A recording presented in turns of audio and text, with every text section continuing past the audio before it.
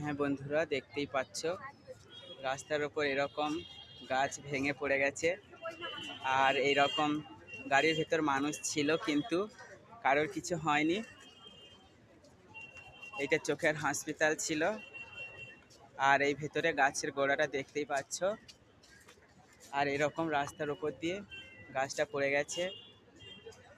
এই সাদা গাড়িটার ভেতর মানুষ ছিল কিন্তু কারোর কিছু হয়নি, কারোর কোনো ক্ষতি হয়নি। এরকম দেখতেই পাচ্ছ কত বড় গাছটা ভেঙে পড়ে গেছে। বন্ধুরা, তোমরাও দেখো, অপরকে দেখার জন্য শেয়ার করো, সবাই যেন দেখতে পায়। কলকাতা সল্টলেক সেক্টর 5। দেখতেই পাচ্ছ কিরকম গাছটা ভেঙেই পড়ে গেছে।